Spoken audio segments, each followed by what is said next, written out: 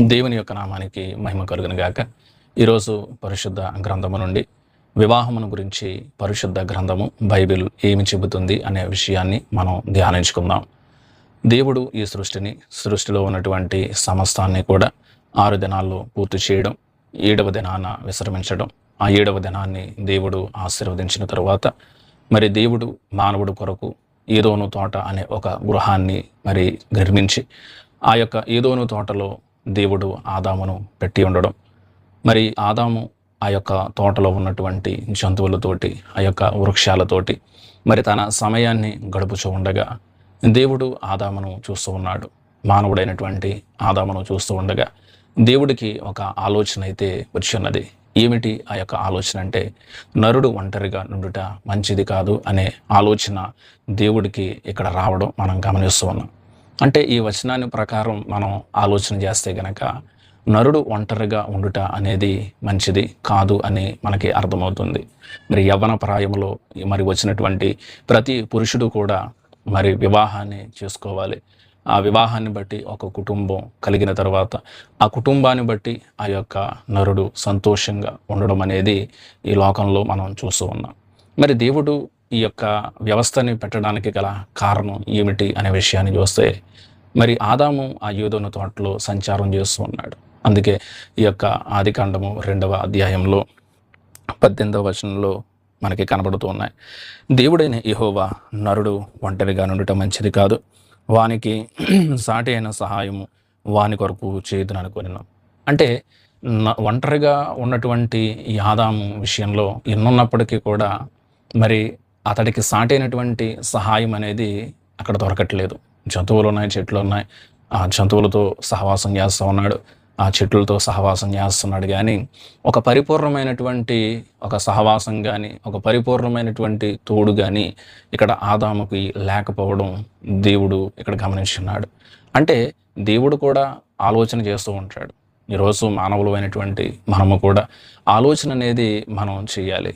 ప్రతి మనిషి కూడా ఆలోచించడం ఎప్పుడైతే మానేస్తాడో తన యొక్క ఎదుగుదల కూడా అప్పుడే ఆగిపోతూ ఉంటుంది. ఒక స్టూడెంట్ కానీ తను చదివే చదువును బట్టి ఎలా చదవాలి, ఎటువంటి ప్రణాళికలో ఆ యొక్క సబ్జెక్ట్ని అర్థం చేసుకోవాలి అనే ఆలోచన కనుక ఒక విద్యార్థికి లేకపోతే ఆ విద్యార్థి ముందుకు వెళ్ళలేడు. అలాగే ఉద్యోగ ప్రయత్నాల్లో ఉన్నటువంటి ఒక స్టూడెంట్, ఒక విద్యార్థి మరి ఆ ఉద్యోగ ప్రయత్నాల్లో ఉన్నటువంటి ఆ యొక్క విద్యార్థిని కనుక మనం చూసినట్లయితే మరి ఎలా ప్రిపరేషన్ అవ్వాలి, ఆ యొక్క బాడీ లాంగ్వేజ్ ఎలా ఉండాలి, అక్కడ ఇంటర్వ్యూని ఎలా ఫేస్ చేయాలి, ఏ విధముగా తను మాట్లాడే విధానం ఉండాలి, ఎలాంటి సబ్జెక్ట్ని ప్రిపేర్ అవ్వాలి అనే ఆలోచన కనుక ఆ యొక్క ఉద్యోగ ప్రయత్నాల్లో ఉన్నటువంటి వ్యక్తికి లేకపోతే ఆ ఉద్యోగంలో కూడా విజయాన్ని పొందలేనటువంటి పరిస్థితి. అలాగే వ్యాపారం చేసే వ్యక్తులను మనం చూసిన మరి వ్యాపారం పెట్టిన వెంటనే మరి లాభాలు అనేవి వెంటనే రావచ్చు, రాకపోవచ్చు. మరి నిరుత్సాహపడుకోకుండా ఆ వ్యాపారాన్ని ఎలా విస్తరింపచేయాలి, ఏ విధముగా ముందుకు తీసుకువెళ్ళాలి అనే మనిషి నిరంతరము కూడా ఆలోచన చేస్తూ ఉండాలి. ఆలోచనలు ఎప్పుడైతే మనిషికి ఉండవో ఆ యొక్క మనిషి యొక్క జీవితంలో ఎదుగుదల అనేది కూడా ఆ క్షణమే ఆగిపోతూ ఉంది. కాబట్టి దేవుడు కూడా ఇక్కడ ఆలోచన చేయడం అనేది మనం చూస్తూ ఉన్నాం. ఎప్పుడైతే ఆలోచన వచ్చినదో ఆ ఆలోచన అనేది ఆలోచనగానే ఇక్కడ ఉండిపోలేదు. ఆ ఆలోచనని ఆచరణ రూపంలోనికి దేవుడు తీసుకువెళ్ళడం అనేది మనం చూస్తూ ఉన్నాం. ఎప్పుడైతే ఆలోచన వచ్చిందో దేవుడు అంటున్నాడు, వానికి సాటి అయిన సహాయమును వాని కొరకు చేయుదును అనుకొనెను. అంటే ఇంతవరకు సృష్టిలో ఉన్నటువంటి జంతువులు కానీ, ఆ యొక్క వృక్షాలు కానీ, ఆ యొక్క సమస్తము కూడా ఆదాము కొరకు అయినప్పటికీ కూడా ఆదాముకు సాటైనటువంటి సహాయం అనేది మరి ఇంకనూ దొరకలేదు అనే భావన దేవుడికి కలిగింది. అంటే ఉన్నప్పటికీ కూడా మరి ఈ యొక్క ఆదాముకు సరైనటువంటి సహాయాన్ని ఇవేమీ కూడా చెయ్యవు అని దేవుడికి ఆలోచన రావడం అనేది మనం ఇక్కడ చూస్తూ ఉంటాం. కాబట్టి వాని కొరకు వానికి సాటైనటువంటి సహాయమును చేయుదును అని అనుకున్నాడు. మరి సృష్టించినటువంటి సమస్తాన్ని కూడా మరి జంతువులను మరి 19వ వచనంలో దేవుడైన యెహోవా ప్రతి భూజంతువును, ప్రతి ఆకాశ పక్షిని సమస్తాన్ని కూడా ఆదాము వద్దకు తీసుకురావడం మనం చూస్తూ ఉన్నాం. ఆదాముకు వద్దకు తీసుకువచ్చిన తర్వాత ఇక్కడ ఆదాము చేత ఇక్కడ పేర్లు పెట్టేస్తున్నాడు. అంటే సృష్టించినటువంటి దేవుడికి పేర్లు పెట్టడం రాదా అనే విషయాన్ని మనం ఇక్కడ ఆలోచన చేయాలి. దేవుడికి సమస్తము కూడా సాధ్యమే. సృష్టినే సృష్టించినటువంటి సృష్టికర్తకి ఆ యొక్క జంతువులకి పేర్లు పెట్టడం అనేది పెద్ద విషయం కాదు. కానీ ఇక్కడ దేవుడి యొక్క ఆలోచన, దేవుడి యొక్క ఉద్దేశం వేరు. అంటే మానవుడు ఆలోచన చేయాలి, మానవుడు పని చేయాలి, మానవుడు మరి నిరంతరం కూడా తన యొక్క మెదడుకు కానీ తన ఆలోచనలకు కానీ పదును పెట్టాలి అనే ఉద్దేశంతో దేవుడు దగ్గరుండి ఆ పనిని తానే స్వయంగా ఆదాము చేత చేయించడం అనేది మనం ఇక్కడ చూస్తూ ఉన్నాం. ఈరోజు మనం కూడా మనం చేసే పనుల్లో మన పిల్లలకి మరి పని నేర్పిస్తూ ఉంటాం. మరి సైకిల్ ఎలా తొక్కాలి, ఎలా చదవాలి, ఎలా మరి బయట సొసైటీలో నడుచుకోవాలి, మరి ఎలా రోడ్ని క్రాస్ చేయాలి, మరి ఎలా చదవాలి, ఎలా ఇతరులతో మాట్లాడాలి, ఎలా తినాలి, ఎలాగ సమస్తము కూడా తల్లిదండ్రులైనటువంటి వారు వారి బిడ్డలకి నేర్పిస్తూ ఉంటారు. అంటే వారికి తెలియక అని కాదు, వారికి రాక అని కాదు, కానీ తన బిడ్డలు కూడా నేర్చుకుని వారు కూడా వారి జీవితంలో ముందుకి కొనసాగాలి అనే ఆలోచన చొప్పున వారు కూడా వారికి వచ్చినప్పటికీ కూడా బిడ్డల చేత చేస్తూ ఉంటారు. ఇంకటి దేవుడు కూడా మరి సమస్తము కూడా తెలిసినటువంటి ఆయన తన బిడ్డ అయినటువంటి ఆదాము విషయంలో దగ్గరుండి సమస్త జంతువులను, వృక్షాలను, సమస్తాన్ని కూడా ఆయన ఎదుట పెట్టి ప్రతి ఒక్కదానికి కూడా ఆదాము చేత పేరు పెట్టించడం అనేది మనం చూస్తూ ఉన్నాం. అంటే ఆదాము ఎంతో జ్ఞానం కలిగినటువంటి వ్యక్తిగా మనం చూస్తూ ఉన్నాం. అంటే అప్పటికి పాపం లేదు, పాపం అనేది భూలోకంలోనికి రాలేదు. ఆదాము దేవుని యందు భయభక్తులు కలిగి ఉన్నాడు, దేవునితో సహవాసాన్ని కలిగి ఉన్నాడు. నిజం చెప్పాలంటే ఒక స్నేహితులుగా దేవుడు తండ్రి అయినటువంటి యెహోవా ఆదాము ఉండడం అనేది అక్కడ మనం చూస్తూ ఉన్నాం. అంటే ఒక చక్కటి వాతావరణం అనేది దేవుడికి ఆదాముకి ఇద్దరి మధ్య కూడా ఉండడం అనేది మనం గమనిస్తూ ఉన్నాం. ఎప్పుడైతే సమస్తాన్ని కూడా పేర్లు పెట్టాడో మరి దేవుడికి ఒక ఆలోచన వచ్చింది కదా, మరి ఆదాముకి సాటినటువంటి సహాయము చెయ్యాలి అని అనుకున్నాడు. అంటే చెయ్యాలి అని అనుకున్నాడు, కానీ మరి ఇక్కడ మానవులమైతే చెయ్యాలి అని అనుకుంటాం, దాన్ని పోస్ట్పోన్ చేసి చాలా కాలం నిర్లక్ష్యం చేస్తూ ఉంటాం. కానీ దేవుడు మాట ఇస్తే మాటకి కట్టుబడి ఉంటాడు. ఆ మాటని నిలవబెట్టుకునే దేవుడు మన దేవుడు. అందుకే కింద వచనాల్లో మనం చూసినట్లయితే అప్పుడు ఆదాముకు సాటైనటువంటి సహాయం అతనికి లేకపోయాను. అప్పుడు దేవుడైన యెహోవా 21వ వచనం, యెహోవా ఆదామునకు గాఢ నిద్ర కలుగజేసి అతడు నిద్రించినప్పుడు అతని ప్రక్కటెముకలలో ఒకదానిని తీసి ఆ చోటును మాంసముతో పూడ్చివేశాను. అంటే దేవుడు సాటైన సహాయాన్ని చెయ్యాలి అని అనుకున్నాడు. మరి వెంటనే దేవుడు అనుకుంటే ఆదాముని ఎలాగైతే నేల మంటితోటి ఆయన చేసి ఉన్నాడో ఆ అవ్వమ్మని కూడా మరి స్త్రీని కూడా నేల మంటితో చేయొచ్చు. కానీ ఇక్కడ ఆ విధముగా స్త్రీని చేయలేదు. ఎందుకు చేయలేదు అనే ఉద్దేశాన్ని గమనిస్తే మరి వీరు ఇరువురు కూడా ఒక సమాధానాన్ని కలిగి లేనటువంటి స్థితిలో వీరు గొడవలు పడతారేమో. మరి దేవుడు నన్ను చేశాడు, నిన్ను చేశాడు, మరి దేవుడికి నేనంటే ఇష్టం, నేనంటే ఇష్టం అనే ఆలోచనలతో ఉంటారు అనే ఒక భావన కావచ్చు. కానీ ఇక్కడ దేవుడి యొక్క ఉద్దేశం వేరు. మరి ఎప్పుడైతే చేయాలని అనుకున్నాడో నేలమంటితో చేయలేదు, తను స్వయంగా నేలమంటితోటి నిర్మించలేదు. ఆదాముకి గాఢ నిద్ర కలుగజేశాడు. గాఢ నిద్రను కలుగజేసి తన ప్రక్కటెముకలలో ఒక ఎముకని తీసి మరి స్త్రీగా నిర్మించడం అనేది మనం చూస్తూ ఉన్నాం. ఈ వచనాన్ని కనుక మనం సరిగా అర్థం చేసుకుంటే ఈరోజు ఈ సొసైటీలో ఈరోజు మరి ఎన్నో రకాలైనటువంటి బలహీనతలు కలిగినటువంటి వ్యక్తులకి మరి కొన్ని సందర్భాల్లో మరి సిజేరియన్ అనేది చేస్తూ ఉంటారు, వైద్యులు ఆపరేషన్ అనేది చేస్తూ ఉంటారు. డెలివరీ సమయంలో మరి స్త్రీకి మరి డెలివరీ యొక్క సర్జరీ చేయడం అనేది మనం చూస్తూ ఉన్నాం. అంటే ఈరోజు ఈ యొక్క సిజేరియన్ చేసే క్రమంలో ఎనస్థియా అనే ఒక మత్తు పదార్థాన్ని మరి వారు ఎలాగైతే ఇచ్చి ఒక గాఢ నిద్రని ఎలాగైతే ఒక స్త్రీకి కానీ ఏదైనా సర్జరీ విషయంలో ఒక పురుషుడికి కానీ ఈ మత్తు పదార్థాన్ని ఎలాగైతే ఇచ్చి వారు చేస్తూ ఉన్నారో దీనికి కేంద్రం, దీనికి మూలం సమస్తము కూడా మనం బైబిల్ నుండే మనకి వచ్చినట్లుగా మనకి కనబడుతుంది. అంటే మొట్టమొదటి వైద్యుడు, మొట్టమొదటి డాక్టర్, మొట్టమొదటి సర్జరీ చేసినటువంటి వ్యక్తి ఈరోజు దేవుడే, తండ్రి అయినటువంటి యెహోవా దేవుడే అని ఈ వాక్యాల ద్వారా మనం గమనించవచ్చు. గాఢ నిద్రను కలుగు చేశాడు.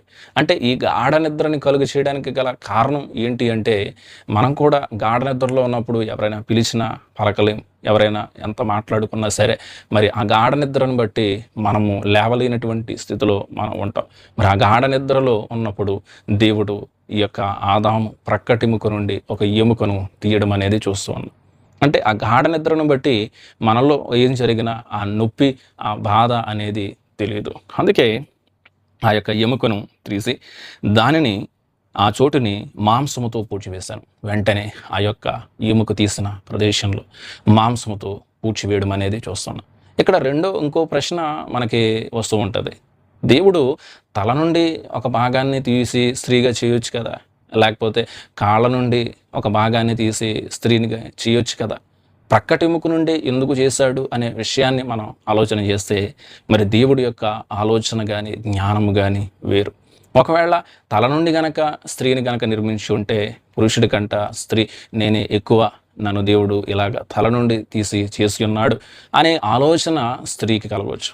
లేకపోతే ఒకవేళ కాళ్ళ భాగంలో నుండి స్త్రీని నిర్మించి ఉంటే గనక మరి పురుషుడు మానవుడు ఆదాము ఈ విధంగా అనవచ్చు, నువ్వు నా కాళ్ళ శరీర భాగాల నుండి వచ్చి ఉన్నావు కాబట్టి నువ్వు నాకంటే తక్కువ, నువ్వు కింద ఉండవలసినటువంటి వ్యక్తివి మాత్రమే అని ఆదాము యొక్క ఆలోచన అనేది ఉండొచ్చేమో. అందుకే దేవుడు తల నుండి తీయలేదు, దేవుడు కాళ్ళ భాగాల నుండి స్త్రీగా నిర్మించలేదు. మరి ఆదాము యొక్క పక్కటెముక నుండి, అంటే ఇక్కడ ప్రక్కటెముక నుండి తీయడానికి గల ఉద్దేశం దీన్ని బట్టి మనం అర్థం చేసుకునేది ఏంటంటే వీరిరువురు కూడా ఒకరికంటే ఒకరు ఎక్కువ అని కాదు, ఒకరు తక్కువ అని కాదు, కానీ వీరిరువురు సమభాగస్తులు. వీరిరువురు కూడా ఒకరు ఎక్కువ లేదు తక్కువ లేదు అని ఒక ఉద్దేశాన్ని లోకానికి తెలియచెప్పడానికి దేవుడు అట్టి విధముగా ప్రక్కటెముక నుండి తీసి స్త్రీగా నిర్మించడం అనేది మనం చూస్తూ ఉన్నాం. కింద భాగంలో చూడండి, తరువాత నిర్మించి ఆమెను ఆదాము వద్దకు తీసుకుని వచ్చారు. అంటే ఈ లోకములో ఉన్నటువంటి సమస్త జంతువుల్ని ఎలాగైతే ఆదాము యొద్దకు తీసుకుని వచ్చాడో దేవుడు, వారికి ఆదాము ఎలాగైతే పేర్లు పెట్టాడో ఇక్కడ కూడా మరి స్త్రీగా నిర్మించినటువంటి దేవుడు ఆదాము వద్దకి ఒక గిఫ్ట్గా, సడన్ సర్ప్రైజ్గా మరి ఈ స్త్రీని ఎప్పుడైతే తీసుకొచ్చి ఆదాము యొద్ద నిలువ పెట్టాడో ఇక్కడ ఆదాము స్వయంగా తానే ఆ స్త్రీకి పేరు పెట్టడం అనేది మనం చూస్తూ ఉన్నాం. అందుకే అప్పుడు ఆదాము ఇట్లనే ఈ విధంగా మాట్లాడుతున్నాడు, నా ఎముకలలో ఒక ఎముక, నా మాంసములో మాంసము, ఇది నరునిలో నుండి తీయబడిన గనక నారి అన్నప్పుడు. అంటే స్త్రీ ఎక్కడి నుంచి వచ్చింది? నరుడిలో నుండే వచ్చింది. నరుడు అనగా పురుషుడు, నరుడు అనగా మానవుడు. మరి ఏం పేరు పెట్టాడు ఇక్కడ ఆదాము? నారి అని పేరు పెట్టడం మనం చూస్తూ ఉన్నాం. నారి అంటే ఇక్కడ దాని యొక్క అర్థం స్త్రీ కింద మనకి కనపడుతుంది. కాబట్టి దేవుడు మరి ఈ ఆదాము ప్రక్కటెముకలలో నుండి మరి స్త్రీగా నిర్మించడం, ఆ స్త్రీని ఆదాము యొద్దకు తీసుకురావడం, ఆ ఆదాము స్త్రీని చూసిన వెంటనే ఒక పొయిటిక్గా నా ఎముకలలో ఒక ఎముక, నా మాంసములో ఒక మాంసము, ఇది నరునిలో నుండి తీయబడిన గనక ఇది నారి అనబడు. ఎప్పుడైతే మరి ఈ యొక్క ఇరువురు కూడా ఒక వివాహ వ్యవస్థలోనికి, వివాహ బంధములోనికి ఇక్కడ పెట్టడం అనేది మనం చూస్తూ ఉన్నాం. అంటే వివాహ వ్యవస్థని ఈ లోకంలోనికి ప్రవేశపెట్టింది కూడా దేవుడే. నరుడు ఒంటరిగా ఉండకూడదు అనే ఆలోచన చెప్పింది కూడా దేవుడే. వెంటనే ఎప్పుడైతే ఒక వివాహ వ్యవస్థలోనికి వీరు అడుగుపెట్టారో 24వ వచనంలో, కాబట్టి పురుషుడు తన తండ్రిని తన తల్లిని విడిచి తన భార్యను హత్తుకొను. అంటే అప్పటి వరకు కూడా ఒక పురుషుడు తల్లిదండ్రుల సమక్షంలో ఎదుగుతూ ఉంటాడు, ఒక స్త్రీ తల్లిదండ్రుల సమక్షంలో ఎదుగుతూ ఉంటుంది. మరి ఎప్పుడైతే వివాహ బంధంతో వీరు ఇరువురు కూడా ఒకటైతారో, వివాహ బంధంతో వీరు ఎప్పుడైతే ఏకమవుతూ ఉంటారో వీరు ఏక శరీరులుగా మనకి కనపడుతున్నారు. ఇక్కడ ఇంకో విషయాన్ని మనం గమనించాలి. ఇక్కడ తల్లిని తండ్రిని విడిచిపెట్టడం అంటే వారిని సమస్తము మరి పరిపూర్ణంగా విడిచిపెట్టడం అనే ఆలోచన కాదు, అనే భావన కాదు. ఈరోజు తల్లిదండ్రులు సమక్షంలో ఉంటూ మరి ఒక వివాహ వ్యవస్థ, వివాహ బంధంతో స్త్రీ పురుషుడు ఏకమై మరొక కుటుంబాన్ని వారు ఏర్పాటు చేయడం. అలా గనక లేకపోతే ఈ సృష్టి అనేది, పునరుత్పత్తి అనేది మరి ఆగిపోతుంది. ఎప్పుడైతే ఈ వివాహ బంధము, వివాహ వ్యవస్థ ఒక గృహ వ్యవస్థలోనికి ఒక స్త్రీ పురుషుడు అడుగుపెట్టి ఉన్నారు. మరలా ఈ మానవుడి యొక్క మనుగడ అనేది ఈ భూలోకంలో కొనసాగడం అనేది మనకు జరుగుతుంది. ఎప్పుడైతే దేవుడు ఈ విధంగా అన్నాడో అప్పుడు ఆదామును అతని భార్యయు వారిద్దరూ దిగంబరులుగా నుండిరి. అయితే వారు సిగ్గు ఎరుగక ఉండేది. దిగంబరులు, వారికి సిగ్గు అనేది అప్పటికి లేదు. ఎందుకు లేదు అంటే వారి అప్పటికి లోకంలోనికి పాపం అనేది రాలేదు కనుకనే వారు దిగంబరులుగా ఉన్నారు, సిగ్గుని ఇరుక్కున్నారు. అంటే భార్య భర్తల మధ్యన ఎటువంటి దాపరికాలు ఉండకూడదు.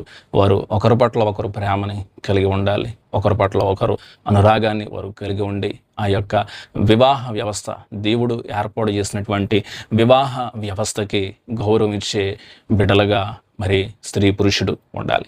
మరి ఈ వివాహాన్ని గురించి మనం చూసినట్లయితే ఈ లోకంలో మానవుడు ఎన్నో రకాలైనటువంటి సెలబ్రేషన్స్ అనేవి చేసుకుంటాడు. కానీ వివాహము కంటే కూడా గొప్పది ఈ లోకంలో ఏ మానవుడు జీవితంలో కూడా ఉండదు. అందుకే హెబ్రీ పత్రికలో ఈ విధముగా మనకి కనబడుతుంది. చూద్దాం, హెబ్రీలకు రాసినటువంటి పత్రిక 13వ అధ్యాయము.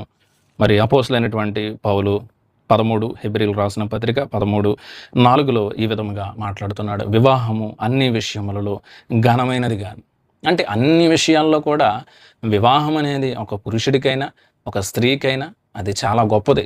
అంటే వారి జీవితంలో ఒక మరుపురానటువంటి క్షణం కానీ, మరుపురానటువంటి ఘట్టం కానీ ఏదైనా ఉన్నది అంటే అది కేవలము వివాహము మాత్రమే.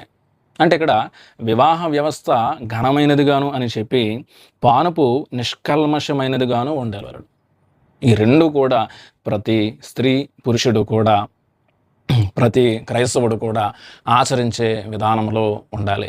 మరి రెండవదిగా వివాహము ఈ లోకములో అన్నిటికంటే కూడా గొప్పదిగా మరి తెలియపరుస్తున్నాడు. మరి భార్య భర్తలుగా ఏర్పడినటువంటి స్త్రీ కానీ పురుషుడు కానీ మరి దేవుడు వారికి ఎటువంటి బాధ్యతలు ఇచ్చున్నాడు అనే విషయాన్ని కనుక మనం చూస్తే పౌలు భక్తుడు ఎఫెసీ సంఘానికి రాస్తూ ఈ విధంగా మాట్లాడుతున్నాడు.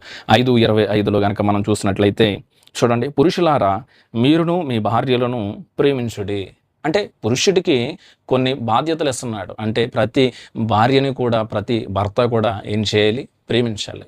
అందుకే కదా పెళ్లి ప్రమాణాల్లో వ్యాధి ఎందును, బాధ ఎందును, కలిమి ఎందును, లేమి ఎందును, మొత్తం సమస్తం కష్టం వచ్చినా, నష్టం వచ్చినా, దుఃఖం వచ్చినా, ఏదొచ్చినప్పటికీ కూడా ఒక భర్త భార్యని తన జీవిత కాలం అంతా అంటే ప్రమాణం చేస్తారు సేవకులు. ఎంతకాలం అనే మాటలు వారు అడుగుతూ ఉన్నప్పుడు మరి జీవిత కాలమంతయు అని ఒక పురుషుడు ఆ యొక్క స్త్రీతో చెప్పడం అనేది మనం చూస్తూ ఉన్నాం. మరి అలాగే భార్య కూడా ఎటువంటి బాధ్యతను కలిగి ఉండాలి అనే విషయాన్ని కూడా ఇదే భక్తుడు ఎఫెసీ సంఘానికి రాస్తూ 33వ వచనంలో చెప్తున్నాడు. మీలో ప్రతి పురుషుడును తనను వలె తన భార్యను ప్రేమింపవలెను, భార్య అయితే తన భర్త యందు భయము కలిగి ఉండునట్లు చూచుకోవాలి.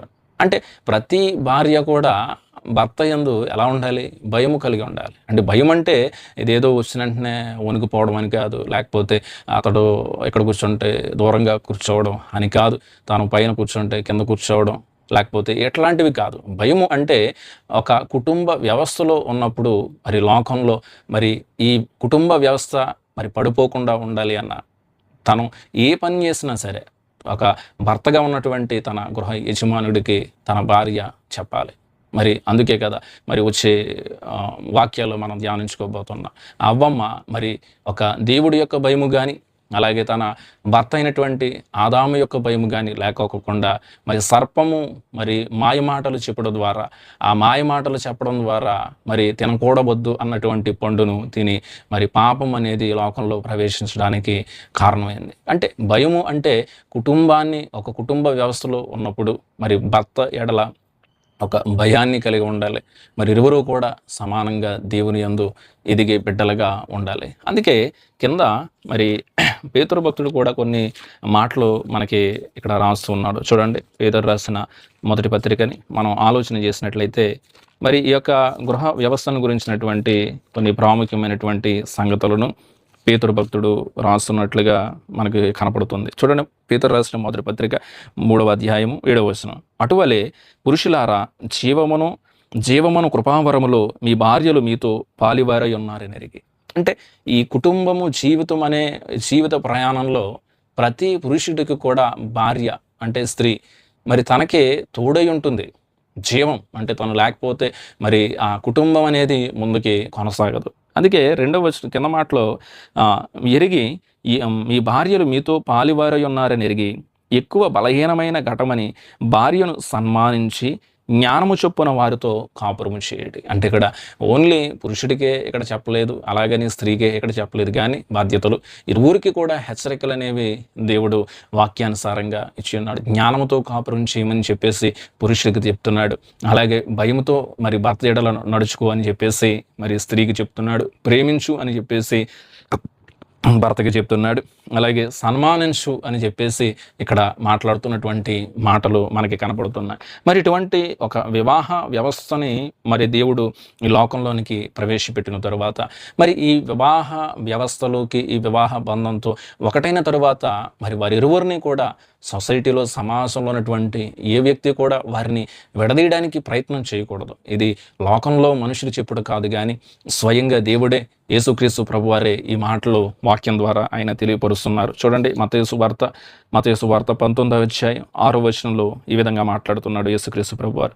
కాబట్టి వారికను ఇద్దరూ కాక ఏక శరీరముగా ఉన్నారు గనుక దేవుడు జతపరిచిన వారిని మనుష్యుడు వేరుపరచకూడదు. కాబట్టి దేవుడు మరి వివాహ వ్యవస్థ ద్వారా ఎప్పుడైతే వారిరువురిని కూడా ఏకపరిచి ఉన్నాడో మరి మనుషులమైనటువంటి ఎవరు కూడా ఆ భార్యాభర్తల్ని విడదీసే ప్రయత్నాలు ఈ లోకంలో మూడో వ్యక్తి ఎన్నటికీ కూడా చేయకూడదు. అలా చేస్తే గనక అది దేవునికి విరుద్ధంగా ప్రవర్తించినటువంటి వారము అవుతూ ఉంటాం. కాబట్టి ఈ మాటలు విన్నటువంటి మనమందరము కూడా దేవుడు ఈ లోకంలోనికి వివాహ వ్యవస్థని దేవుడే తీసుకువచ్చాడు.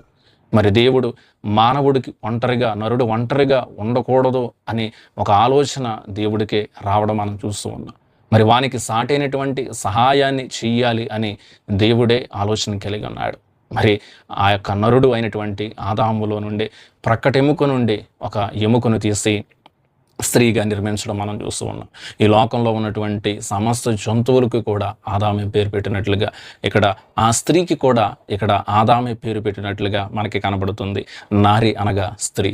మరి ఎప్పుడైతే వీరిరువురు కూడా ఏకమై ఉన్నారో ఏక శరీరులు అంటే వీరిరువురి ఆలోచన, ఇరువురి అభిప్రాయాలు సమస్తము కూడా ఒకేలా ఉండాలి అని దేవుని యొక్క ఉద్దేశ్యం. అలాగే మరి వివాహ వ్యవస్థలోనికి అడుగుపెట్టిన తరువాత వారిరువురికి కూడా దేవుడు కొన్ని బాధ్యతలను ఇచ్చున్నాడు. ప్రేమించండి, గౌరవించండి, ఒకరి పట్ల ఒకరు సమాధానంగా ఉండండి, సన్మానించండి, భయభక్తులు కలిగి ఉండండి అనే బాధ్యతలను భార్యాభర్తలకి దేవుడు అనుగ్రహించాడు.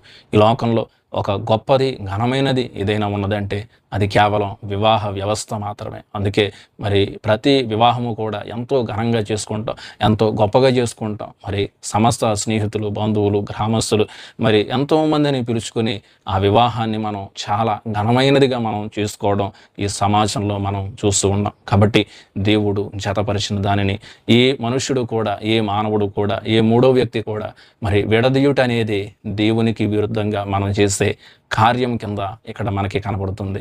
కాబట్టి మరి ఈ వివాహ బంధంతో మరి ఒకటైనటువంటి ఆదాము అవ్వలు కానీ మనము కానీ దేవుడు ఏర్పరిచినటువంటి ఈ వివాహ వ్యవస్థని గౌరవించి దేవుని యందు భయభక్తులు కలిగి ఉండుటకు పరిశుద్ధాత్మ దేవుడు సహాయము చేయనుగాక.